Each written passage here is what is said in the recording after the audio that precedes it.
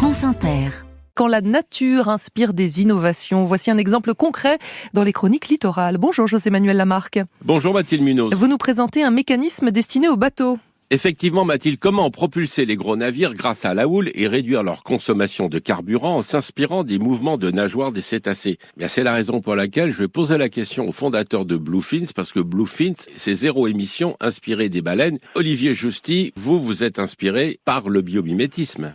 Alors oui, effectivement, Bluefins, c'est comme un système de nageoire mécanique qu'on vient placer à l'arrière des grands navires de transport. Et du coup, cette nageoire mécanique, elle reproduit plus ou moins la cinématique de nage des mammifères marins. Et comment ça marche? C'est tout simple, en fait, c'est le mouvement de tangage du navire, en fait, le mouvement de bascule avant-arrière du navire sous l'effet de la houle, qui va venir activer notre nageoire, entre guillemets. En fait, ça ressemble un peu à une aile d'avion qui serait sous l'eau, ce qu'on appelle aussi un hydrofoil. Et du coup, ce mouvement de l'hydrofoil, comme la nageoire caudale des baleines, vient les aider à avancer, tout simplement. Olivier, ça, c'est en complément du moteur, non? Exactement, oui. Nous, on se place vraiment comme une propulsion auxiliaire, c'est-à-dire que le navire, il garde son moteur, il garde son hélice comme propulsion principale.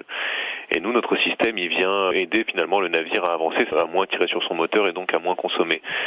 Cela dit, on peut tout à fait imaginer dans le futur des navires qui soient propulsés 100% par Bluefins sous réserve d'avoir des vitesses de déplacement plus faibles, tout simplement. Concernant votre procédé, vous l'avez testé sur quel type de volume? Alors nous, pour le moment, on est encore dans une phase de prototypage en laboratoire. On a testé ça, par exemple, très récemment sur un navire qui fait 7 mètres de long, mais qui est juste une maquette de navire dans ce qu'on appelle un bassin d'essai, une sorte de piscine géante, dans lequel on va venir tirer le navire sur toute la longueur du bassin, soumettant à la houle, et du coup, on va regarder l'effet de notre système Bluefins sur la résistance à l'avancement de ce navire. Donc en fait, c'est encore à l'état de test sur des maquettes. On est seulement en train, à l'heure actuelle, de préparer des tests sur des vrais navires en milieu réel, et sur des navires qui sont des navires encore de taille relativement modeste, puisque on est en préparation d'un test à l'horizon mi-2024 sur un navire d'une quinzaine de mètres actuellement. Vous nous avez parlé de houle, que se passe-t-il s'il n'y a pas de houle? Alors nous, c'est tout simple, notre système il est rétractable, ça veut dire qu'on le met à l'eau que dans les conditions favorables, c'est-à-dire il faut qu'il y ait effectivement un minimum de houle pour qu'il y ait un minimum d'énergie à récupérer pour vraiment créer cette cinématique de nage. Et dans le cas de mer plate, on va tout simplement le relever, il sera hors d'eau, et puis on le met aussi hors d'eau dans des cas particuliers, par exemple en cas de tempête aussi, et on le met pas à l'eau non plus quand on est dans des conditions par exemple portuaires ou dans des conditions de trafic maritime trop importantes, des choses comme ça.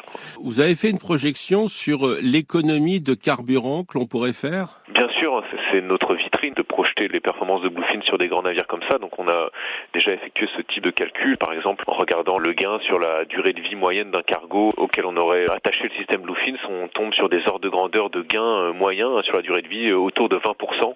Donc on a fait ça sur des routes maritimes classiques type transatlantique, transpacifique, et l'ordre de grandeur sur lequel on tombe, c'est une vingtaine de pourcents de gain. Voilà pour ces grands navires de transport qui empruntent ces routes transocéaniques. Sur un cargo d'une centaine de mètres de long, quelle est l'envergure de votre Bluefins? Alors nous, c'est relativement simple. En fait, on est limité par la largeur du navire.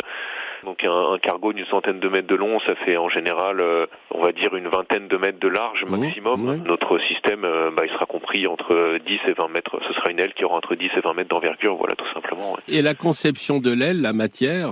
Alors actuellement, on est parti sur une conception tout en acier, mais on commence à travailler sur une version où on fera intervenir des matériaux composites pour alléger la structure, par exemple de la fibre de verre ou de la fibre de carbone. Tout ceci se fait par voie électronique, mécanique? Alors il y a une partie qui est par voie mécanique, un ensemble de bras articulés, donc ça c'est purement passif, juste un système de liaison mécanique. Et on a aussi une partie hydraulique, ça veut dire qu'on va injecter un peu d'énergie via un système hydraulique pour amplifier et optimiser le mouvement.